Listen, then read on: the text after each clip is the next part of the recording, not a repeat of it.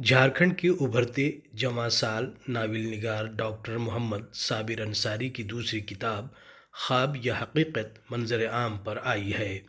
آج ریاستی وزیر اقلیتی فلاح حفیظ الحسن انصاری کے ہاتھوں اس کتاب کا اجرا کیا گیا۔ رانچی کے کربلا چوک واقع گلشن میرج ہال میں ماہی یعنی مولانا آزاد ہیومن انیشیٹو نامی رضاکار تنظیم کے زیر اہتمام منعقد ایک شاندار پروگرام میں اس کتاب کا اجرا کیا گیا۔ اس موقع پر شہر کے معزز شخصیات کے علاوہ کثیر تعداد میں محبان اردو، دانشوران و طلباء طالبات موجود تھے۔ واضح ہے کہ حالیہ دنوں ڈاکٹر صابر انصاری کی پہلی کتاب دیوار کے اس پار منظر عام پر آئی ہے۔ ناول پر مشتمل خواب یا حقیقت صابر انصاری کی یہ دوسری کتاب ہے۔ اس موقع پر مقررین نے ڈاکٹر صابر انصاری کی تخلیقاتی صلاحیت کی ستائش کی۔ پروگرام کی شروعات مریم فاطمہ کے کلام پاک کی تلاوت سے ہوئی۔ اس کے بعد ناول نگار ڈاکٹر صابر انصاری نے استقبالیہ کلام پیش کرتے ہوئے اپنی کتاب خواب یا حقیقت کا تعارف کرایا۔ اس موقع پر مہمان خصوصی وزیر اقلیتی فلاح حفیظ الحسن انصاری، مولانا طلحہ ندوی، مولانا تہذیب الحسن رضوی، جھارکھنڈ اقلیتی کمیشن کے نائب chairman doctor Pranesh Solomon, Ranchi university کے vice chairman doctor Dharmendra Kumar Singh, Marwari college کے پرنسپل ڈاکٹر منوج کمار، ماہی کے کنوینر ابرار احمد، اقلیتی کمیشن کے رکن اقرار الحسن کے علاوہ دیگر معزز شخصیات موجود تھے۔ اس پروگرام کی نظامت معروف شاعر سہیل سعید نے کی۔ اس پروگرام کے دوسرے حصے میں ڈاکٹر صابر انصاری کی دونوں کتاب دیوار کے اس پار اور خواب یا حقیقت پر مذاکرے کا بھی اہتمام کیا گیا۔ رانچی سے نوشاد عالم کی رپورٹ۔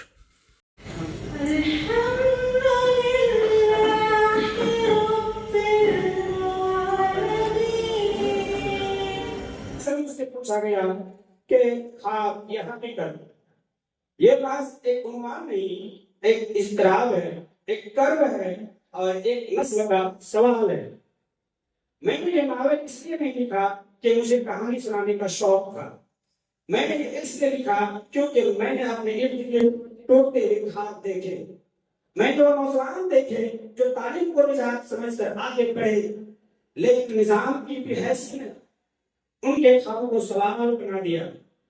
میں نے جھارکھنڈ کو اس لیے موضوع بنایا کیونکہ یہ میری مٹی ہے، یہ میرے لوگوں کی کہانی ہے۔ یہاں کے کسان، مزدور اور خاص طور پر وہ ریسرچ اسکالرز جو علمی کی راہ میں سب قربان کر دیتے ہیں مگر پڑھنے میں غیر یقینی تاخیر اور ناانصافی پاتے ہیں۔ خواب یا حقیقت دراصل یہ سوال اٹھاتا ہے کہ جو ہم نوجوانوں کو دکھاتے ہیں وہ کیا واقعی حقیقت میں بدلنے کے قابل ہے یا نہیں۔ یہ ناول کسی ایک کردار کی داستان نہیں، یہ جھارکھنڈ کے تعلیمی اداروں کے ان رہنمائی کی آواز ہے جہاں فائدے چلتی ہیں، فیصلے نہیں ہوتے۔ یہ ان طلباء کا نام ہے جو خواب کو دیکھتے ہیں مگر حقیقت ان سے ہمیشہ منہ موڑ لیتی ہے۔ اس نے اتنا بڑا کارنامہ انجام دیا کہ اس نے 2 ناولیں لکھی۔ کام نہیں ہے، بہت بڑا کام ہے ان کے طور پر جو لکھنے والے ہیں، جن کے پاس شعور ہے، جن کے پاس علم ہے، جن کے پاس تجربہ ہے، ادب کی اپنی پہچان رکھتے ہیں، تنقیدی نظر رکھتے ہیں، وہ اس بات کو سمجھ سکتے ہیں کہ اس نوجوان کو جتنا بھی مبارکباد دیا جائے، جتنی تعریف کی جائے کم۔ آج خواب اور حقیقت جو بیس ہے ایک گاؤں کا، اور سنتھال پرگنہ کا ایک گاؤں ہے، وہیں کا وہ قصہ اٹھا کر کے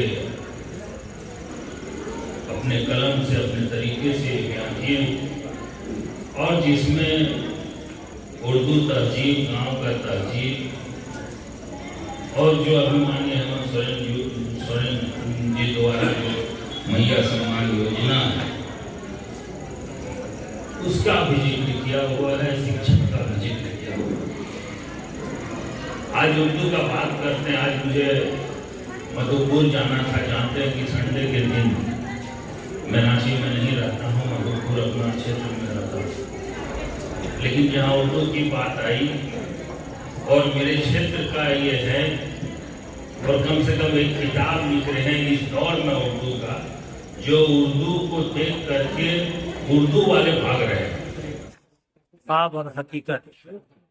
एक गांव का एक लड़का जो ख्वाब देखता है उड़ान भरने की, बेहतर मुस्तकबिल की, वो सिर्फ अपने मुस्तकबिल की बात नहीं करता है, वो गांव के मुस्तकबिल की बात करता है, वो अपने समाज के मुस्तकबिल की बात करता है। एक ख्वाब देखता है कि कैसा समाज होना चाहिए, कैसी दुनिया होनी चाहिए। और इसमें जो तरह तरह के जो कैरेक्टर आते हैं, एक रमज़ान चाचा है जो अपने बच्चों को पढ़ाना चाह रहे हैं, रहमत मियाँ है वो जो है ज़िंदगी किस तरह की जी रहे हैं एक ऐसे गांव में जहाँ 6 महीने जो है खेती होती है और 6 महीना लोग बाहर काम करने के लिए जाते हैं। माइग्रेशन होता है, एक माइग्रेशन का दर्द है, और साथ में बहुत सारी जो है गांव की समस्याएं हैं। और जो है उसमें एक खुशाइन बात ये है कि एक स्कूल की तामीर ये लोग करते हैं, तालीम का फ़रोग़ होता है, और एक उम्मीद की जाती है कि तालीम जो है का रुझान बढ़ेगा, लोग तालीम याफ्ता होंगे तो बहुत सारे मसलों का हल होगा और एक बेहतर समाज की तश्कील होगी। इसको इन्होंने बहुत अच्छे ढंग से पिरोया है।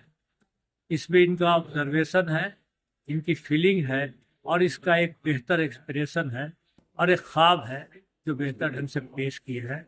उम्मीद है कि ये किताब जो है पढ़ाई करेंगे, पसंद करेंगे और ये मकबूल।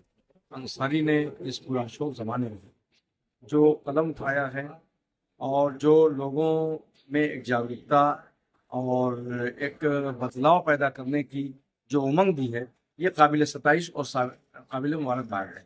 क्योंकि दीवार के इस पार ये सबसे बड़ी चीज़ ये है कि इस पर ये गुफ्तगू ये की गई है कि हम हक़ाइक़ को जानें और सही बातों को पहचानें। सही बातों को जान करके जब हम आगे बढ़ेंगे तो हमारी नस्ल की तरक्की होगी। ये बहुत बड़ा अलमिया है आज के ज़माने में है कि तहरीर और तकरीर, तहरीर तो बाकी रह जाती है, तकरीर ख़त्म हो जाती है। तहरीर जो है उसको इसीलिए कहा गया है कि ये कलम का सबसे बड़ा जिहाद होता है।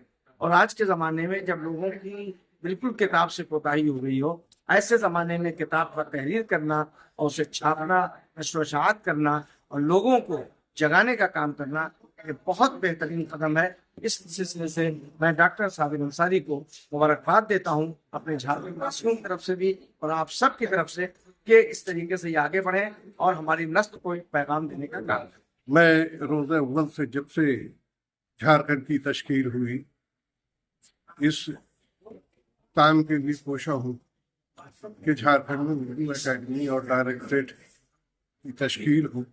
लेकिन अफसोस का मकाम ये है कि हम सिल्वर जुबली बना लिए, लेकिन अब तक जो है उर्दू को झारखंड में सही मकाम नहीं मिल पाया है, जिसका हमें बेहद अफसोस है।